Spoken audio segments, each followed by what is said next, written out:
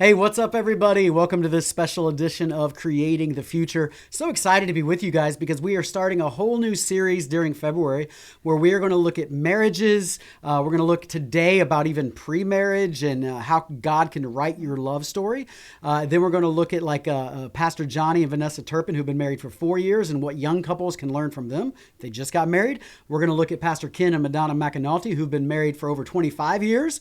Learn about how that can you can navigate those stages of marriage. And then we're going to look at Pastor Jim and Chris Beard, who have been married, I think, 53 or 54 years, really long time, and kind of learn how you can navigate through all those different stages of life. And so if you are married or you plan to be married or you want to be married, you're going to enjoy all of these podcasts. So do me a favor, even before we get started, make sure that you like and subscribe to this channel so you can get all the amazing content that we are trying to bring to you. Now, today we have Pastor Prathyash Thomas. If you can't say Prathyash, you can just say hope. That's what we always tell people, because that's what his name means in Malayalam, is hope. Yes, and so Pastor Prathyash Thomas and Ashley Thomas. Prathyash and Ashley serve as our global ministry pastors, and you probably hear his stories. He's always traveling all around the world, leading people to Jesus, seeing supernatural signs and wonders. Just got back from where? Dubai. You just got back from Dubai just yesterday or the day before, just recently. And excited to have you back with us. And just in time to film this podcast because you guys have such a fun story, such an amazing story that I think should be more normal than it is. Because I do think there's an element where as a dating or as a young couple who's looking for somebody to get married to one day, like God can literally write your love story. Yes. You don't just have to make it happen yourself. You don't have to just go on, whatever single site, and create a data profile or whatever.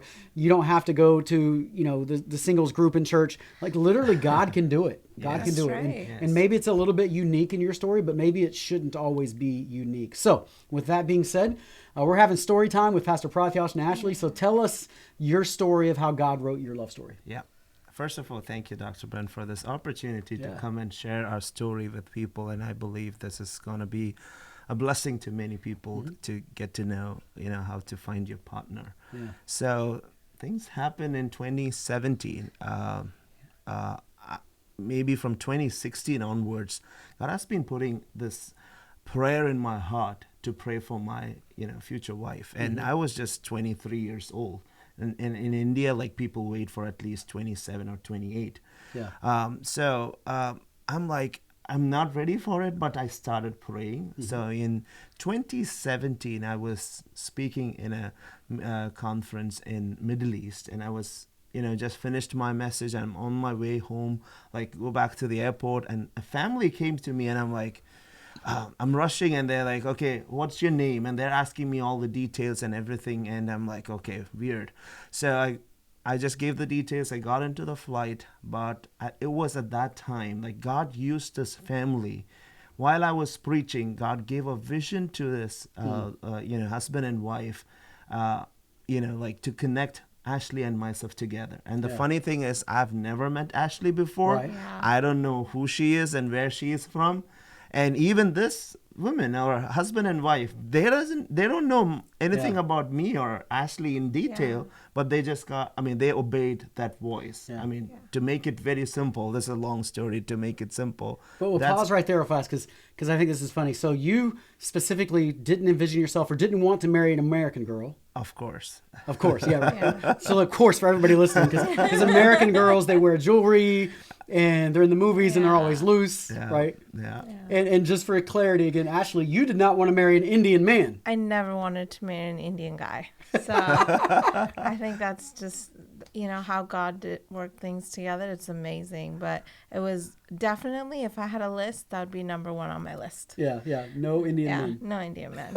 Yeah. All right, carry on, because I think that's a funny part of the story. Yeah, for me, it's not that I don't like coming to America or anything, but, I've heard the culture difference. Yeah. And I think that's something that I grew up in a little village.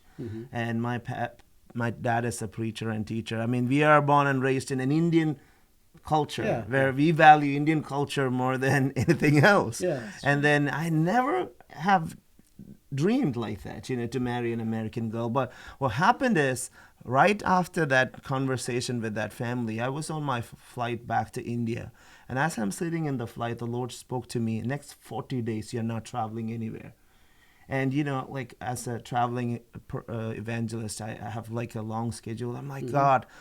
And now I was excited to go to Europe for the first time. And God said, no, you're not going anywhere. Take a break and spend time at home. And the very next day, one of my prayer partner, she called me and said, Pastor Prathyash, the Lord is telling you to take a break and wait for his plan. So it was during that 40 days, like things suddenly happened. I was in my prayer room praying. I had an encounter with Jesus, and the Lord spoke to me that the girl that I've prepared for you is about to come. And I'm like, God, I cannot even share this to my parents. They will be like, you want to get married right now. And what happened is the family that I met, actually, they reached out to their brother who is in Atlanta, and they shared, hey, God put a vision like this, and do you know anything about this guy?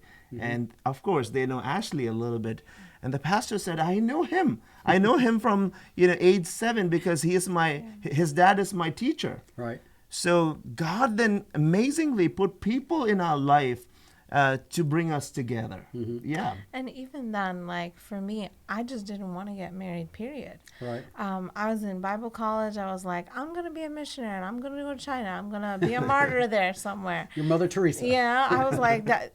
Or Mother Teresa. To be honest, I said that 1,000 times to my mom, and my mom would be like, no. Mother Ashley. You are going to be a mom. Ashley, you're going to be a wife. But mom was just like, hey, you never know what God can do in your life. And I was just so dead against it just because I come from a broken home. I was like, I don't know what marriage really looks like. I don't know what it's even like, to have like that father and mother structure in the house. I was like, marriage is just not for me. Right. I'll do ministry, but I won't do marriage. And so that's why I was so dead against like getting married. Even when this proposal came, I was so like on the back burner. I was like, I don't think that's from God. And then I went to school that day, and we were having a conference, and 2 people came up to me and says, God's preparing you for marriage. And the words were so specific. Like one person said, you're going to get ready for marriage. God's been preparing you. The second person, like, you're going to get married to a pastor from India. And I was like, really? Like, I don't know. Cancel. Yeah. I was like, I cancel. But then I was like, hold on, test the word. Right. Yeah. And I was just like, no, I don't know. But I just stored those things in my heart. Literally about 1 hour later, I went to go pick up my mom from the airport, and she's like, you got a proposal from a pastor in India. And I was like, oh man, I got to go to the Lord. And the Lord started dealing with my heart, and he's like, okay, there's no harm in seeing him. And so I had to kind of put down a lot in my heart and go, okay, this is not looking like what I wanted, but to go, okay, God, I surrender to whatever you want. Yeah. So, yeah.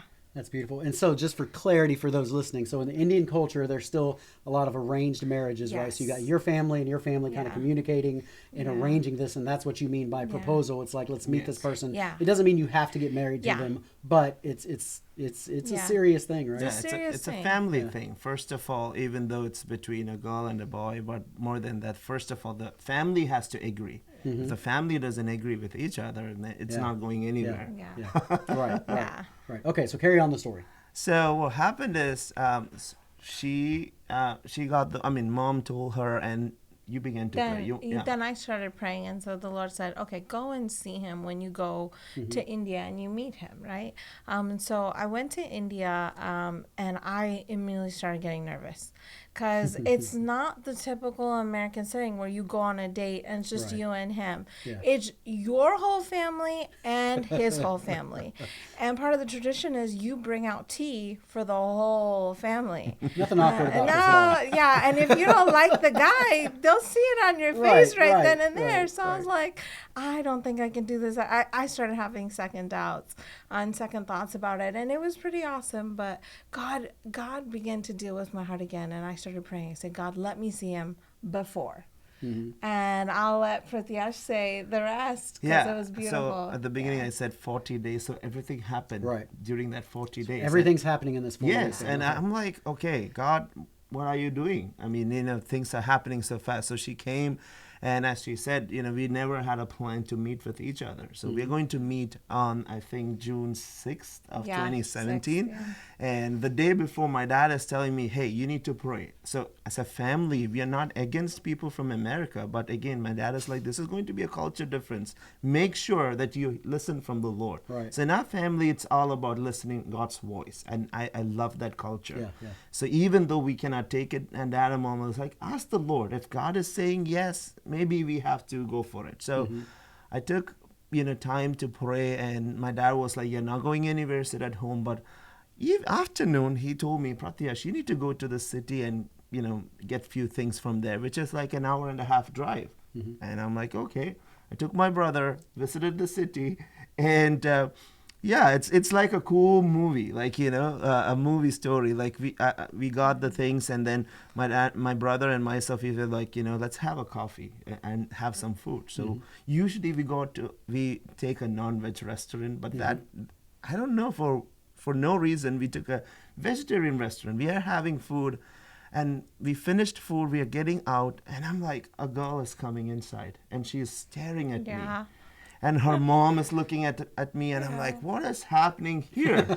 So maybe you can tell. Yeah, I walked into the store, and there he was standing there. And that morning, I felt like God was saying, you're going to see him today. And I was like, that's not God. That's just my imagination. Because this was not the day you were supposed to No, see not him. it's the the day. day before. It's like the day day before. prior. And then I walk into the coffee shop, and there he's standing to pay his bill.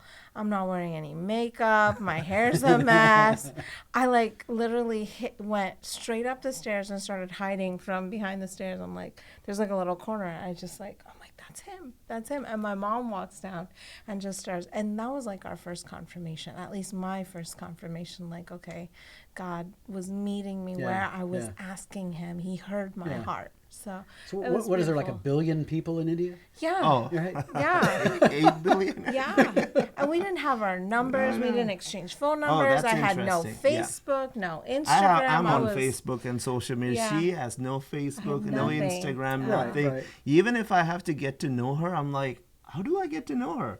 Yeah. And, I asked for a few pictures. She sent me 18-year-old Ashley's picture because she was not feeling Because positive. I wasn't, yeah. So she was like, wasn't I don't on want him board. to see like my new picture. Let him get my. And I'm like, I'm meeting a girl, and I feel like I've seen her somewhere, but I didn't identify because that was not my prayer request. It was her prayer request that Yeah. I want to meet him before. Yeah. So yeah, that was the first time we met face to face, and I didn't get to know her, but the very next day, we got to meet each other with our family. Okay. Yeah. We had some wonderful conversations. So the conversation and everything happens in front of the family. Yeah, it does. Yes. Nothing awkward yeah, about that nothing at all. awkward, You know. right? The funny thing is, usually girl and boy get an opportunity to talk to each other, but we didn't get it because My family Yeah. was so against. They didn't want me to marry a pastor. They were kind of like a Catholic Episcopalian. So they're like, Pastor, well, hold on, wait a minute. And so they were like very tough on him. They were Yeah, asking they were him asking the toughest questions questions. like, do you speak English? Do you know how to read? And I'm like, I'm not going to this house. But I think the moment that really broke the ice is when your Yeah. dad started talking to me and just getting to know my heart. So yeah, my dad asked her a question which really made me to fall in love with her. So they didn't give me an opportunity. So my dad looked at Ashley, and Ashley asked her, "Hey, what's your commitment towards God? And if ever God puts you together, or if God is calling you to India, what will be your decision?" And she looked at everyone and she said, "If Jesus can, leave everything in heaven and come to the earth and serve. For me, America is not a heaven. I am ready to go anywhere where God sends me." Yeah. And at the moment she said it, like I felt like, man, this girl loves Jesus, and she Yeah. loves to hear and walk with God. And that was one of my desire. Like, being an evangelist, I want someone who can travel with me, who can be a blessing in my ministry, who loves God more than me, you know. And the moment she said it, I'm like, man. And she's also said something like, sacrifice is not a sacrifice When you really love someone. when you really love someone. I still remember that word. Yeah. I was about to cry. and I don't know whether I'm going to marry her, but I felt like I need to keep in relationship with this girl because she loves God. If she's not going to marry me, I want her to come and speak in one of our conferences. Right. Yeah. But, Yeah. and that conversation ended at nowhere. Like, family members were not feeling Yes. good. So And Ashley yeah. was wearing a lot of ornaments. Okay, so I come So from jewelry. Jewelry, Yeah. yeah. So, Ornaments are what we put on Ornaments Christmas and trees. Christmas trees. so jewelry. So in my family, so like in our culture, people don't wear gold or anything like that. That's Yeah, that's what sinners do. yeah. That's what Yeah. Americans do. So, and Ash, I mean, I'm okay with little gold, but she has the biggest like- gold chains and everything. I'm Now, like, were you doing that on purpose? kind of. Yeah, sort of. I was like trying to get them to say no, Yeah. just by the outward appearance. But I was like, God, if they really love me from my heart, like those things won't matter. And it was a beautiful thing. I think Pratyash's family they needed more confirmation. I needed more confirmation. Eventually, I'll be honest, after that, my family was so against that we said no. Yeah. And when you say no, it's over. From It's girl like done side, deal. if you say no to Yeah. boy side, it means done. like it's Yeah. done. Yeah. And boys doesn't want to go back. I mean, otherwise you have fell in love with her, but nothing happened like that. So that conversation ended, and 2 days later, my dad is getting a phone call from her mom saying that I'm so sorry to tell you that my girl is not prepared for this kind of marriage because your son is doing God's ministry, this and that. I'm like, yeah.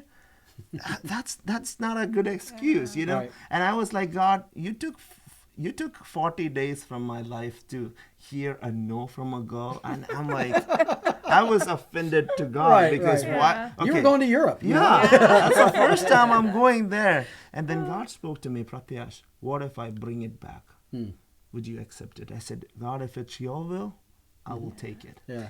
And in the meantime, like I went on vacation to a different part in India, and I'm like in the middle of a forest, and I hear the voice of God, and he says, "Why did you say no to my son without even asking me?" Wow. And I was like, "Oh, snap. I just made a quick rush decision based upon my family and the influences that I didn't actually look to God." And I was like, okay, God, well, I made a mistake, but I don't know how to fix this. Right. So I just went on my knees and I started praying. I said, God, if this is your will, you bring it back because you're my heavenly Father and you can do anything. Right. You break cultural norms. So I think it was the pastor who got us pastor together. from Atlanta. From Atlanta. I think the next day, he called them. Yeah, Oh no, he he called called- me first yeah. and asked me, Prathyash, how did it go? I'm like, Pastor, it didn't go anywhere. I didn't even get a chance to Yeah. speak to her in person. I'm yeah. like, what? That's interesting. They didn't give you. I said nothing happened, and she already said no. And he is like, okay, I don't think so. That's the right way. And he asked me if I'm going to talk to them, and if I make another opportunity, would you love to speak to her in person? I said yes, I would love to. I would like to hear from the Lord, and then also like to hear from her as well. So after that call, he called you, right? Yeah, he called us. Before that, you and your mom prayed together. And my mom and I prayed, and I heard the word, "You will meet him on Saturday, and you'll be able to talk to him this time." So I was like, okay. Wednesday, my mom got the phone call. I was like, hold on, stop. She answered in a different part of the house. She came up to me and she's like, "Hey, Ashley," and I said, "Stop. You're gonna ask me to meet him on Saturday. My answer is already yes." She's like, "How'd you know?" I said, "God spoke to me. It was like an impression on my heart." And so we met on Saturday. And before that, I was like, I made a list before God. I said, "Look, God, if he's the one, I want him to answer these questions without me even asking them." And I was like, that's impossible. Like 7 questions. I had them all written down on my diary. And I was like, no, he has to answer. And I'm not leading the conversation. He better lead it. And I remember we met on Saturday, and he put confirmations. Her family, none of them knew that. Yeah. Maybe they'll know it right Right. now. So they didn't know that we were going to meet. We met secretly at one place. Of course, the parents were there, but we were having an opportunity to talk to each other. And I felt like, Pastor, we're sitting in that room, and the presence of God just took over the whole space. We were not talking about ourselves. We were talking about, our call and what God is looking from our side and things like that. Not just about what you like, what color do you like. No such kind of conversation. We were talking about what God is calling us to do. Yeah. And that conversation was so good that Holy Spirit was just giving us points to talk about. Even in my heart, I was confused. Yeah. One way, even though I hear from the Lord, I'm like, God, now she said no to me first. Is it a sign that God doesn't want me to go further? Maybe there was someone else. Right. She might not be the only person who loves the Lord. Give me some clear confirmations. So and God said, you can bring it before me.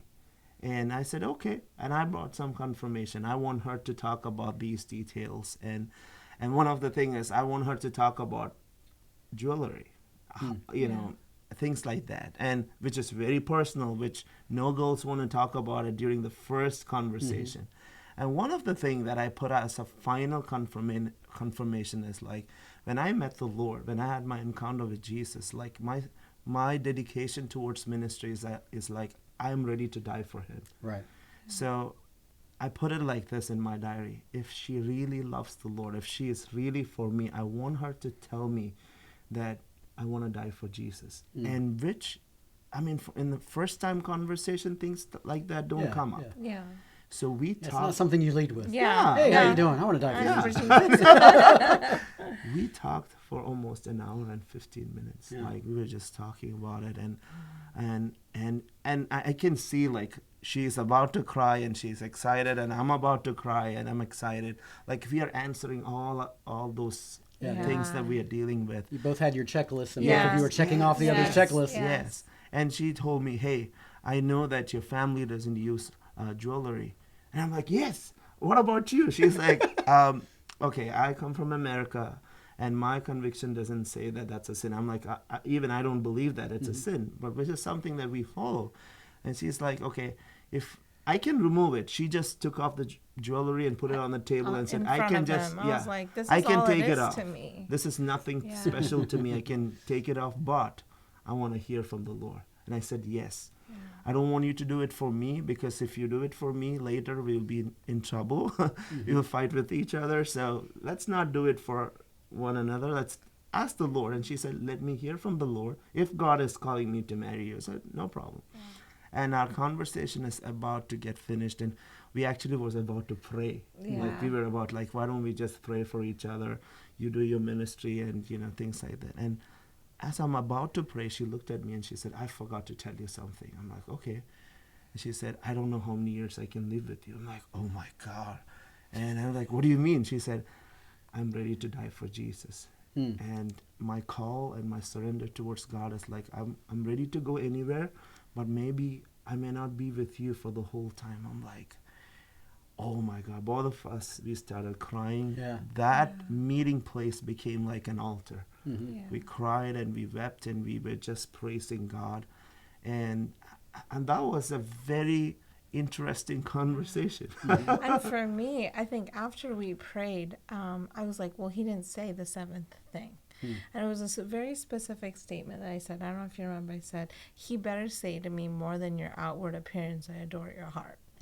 And I was just like, because I've met the guys who just like look at you and they're like, oh yeah, you love God. I mean, I was in Bible college. Sometimes we call Bible college bridal college, right? Ring by spring, baby. Yeah.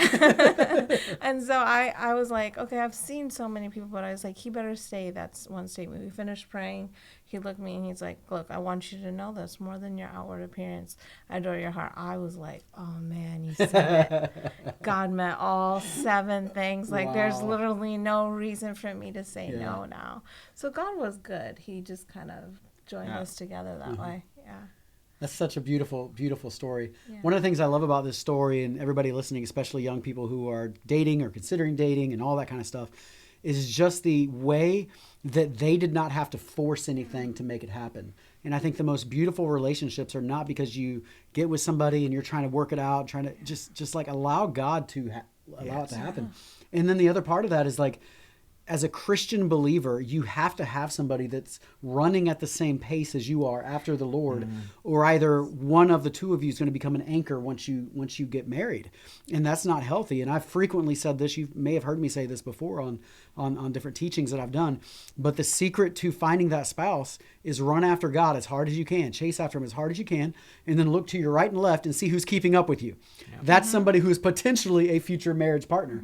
Because if they're not keeping up with you, they're going to end up pulling you backwards. Yeah. And I love this because both of you are chasing after God with all your heart, and God's being the matchmaker to pull it together. Yeah. Yeah. There's one more thing that I really want to share is like, right after that, things didn't happen very quickly.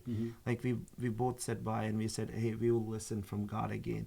There are more cool stories related to that, but I want to share on this point. So Ashley's mom called later and called us and said, hey, we want to go further with this marriage proposal, but we don't want to bring a division in our family.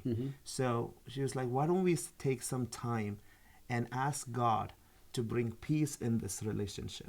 So we waited for another 4 months. The same God who gave confirmation to us gave confirmations to those people who really opposed our marriage. Wow. Okay. They literally, one of her uncle came to her house and said, why don't we just go on with that proposal? And that is Holy Spirit working. And sometimes because they don't do that. Yeah. Because their value system is different. They wanted Ashley to work and be a doctor and get married to a doctor, or something like that. And I'm not saying they were looking at the good side of her future, because she comes from a single parent family. So again, what happened is God brought a great peace, and at the time of our marriage, like everyone in our family were on one page. Usually I've seen many people, they take a decision, they're like, hey, I heard from the Lord, and I don't want to see if my family supports it or not, because this is my future, let me go on with it. But I felt like if you wait and just allow God to work, God will even bring peace in our family and the blessings from our every family member. And it's a beautiful journey. Like none of our family member can say I was against it. No, they were all like, hey, we know there is something special in it, and let's go forward. So that's a beautiful thing. And for me, just to go off of what you were saying, I was really seeking God. Like, I was like, I don't want anything but you, God. So for me, it's just like, I meet a lot of people and they're all like, hey, I want to find Mr. Right.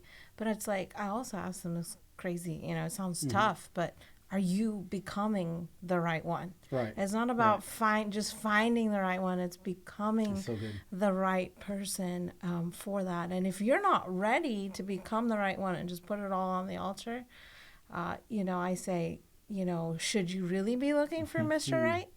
And so I just give that advice. But this is what the Lord did in our lives is we were even after we met, we were still fixated like, okay, how can we grow together in the Lord? That was the first 4 months of our relationship.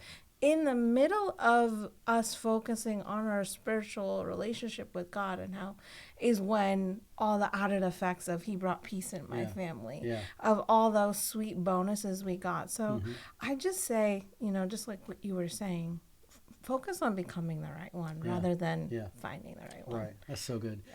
That's so good. And then, so your wedding, you share your testimony in your wedding, right? Yeah. And then that's live streamed and gets a lot of views. Share the brief version of that. So our wedding was like a crusade. 1,300 1,300 people came and attended. 1,300 people. 1,300. My dad invited everybody and I invited everyone. We were expecting 900, 1,300 people came. God did a multiplication. I don't know how we fed that many people. So everything. what happened is we knew that God literally, it took almost a year for us to get married. So during that 1 year, we were asking the Lord, what do you want to do? And the Lord spoke to us that I'm going to use this as an opportunity to restore marriage and, like to bring people to the Lord. So we invited an evangelist to preach on, loving Jesus and loving one another. And during that, marriage function, so what happened is during the worship time, we couldn't stop crying. Yeah.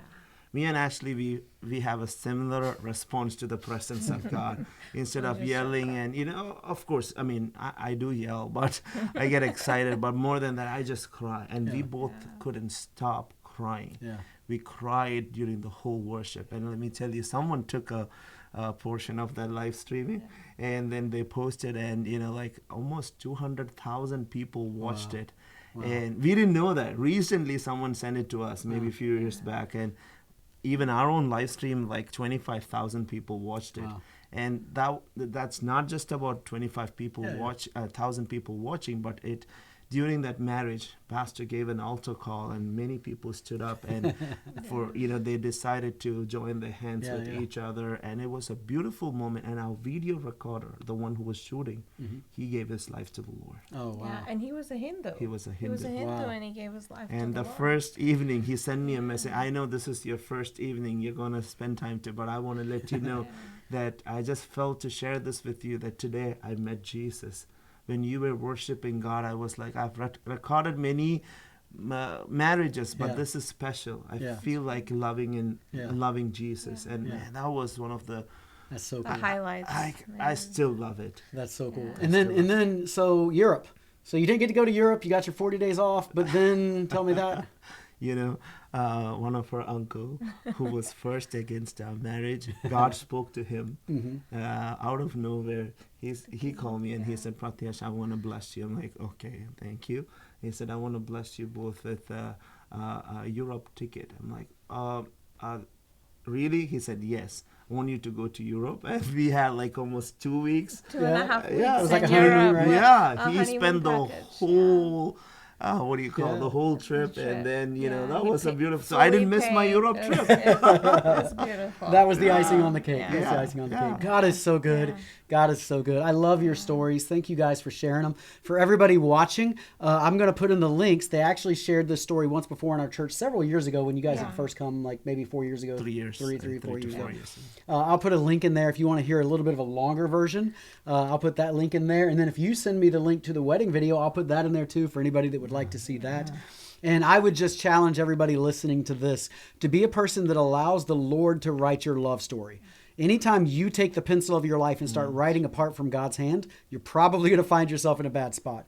But if you can allow the Lord to write your story, it's always going to end better. It's always going to be more epic of a story. So allow him to do that. And this becomes a picture of that. So all you guys who are dating, young couples, thinking about marriage, thinking about starting to date, use this as an example. And maybe some of you watching this, you know somebody who needs to watch this. And so I encourage you to send this link over to them, as well as make sure that you like and subscribe to the podcast so you can hear all these different conversations on marriage this month and a lot of other great stuff that we'll be putting out for you. With that being said, Pastor Prathyash and Ashley, thank you guys so much for being with us. Thank Thank you. We love for you the guys, opportunity. and we look forward to seeing all of you next week.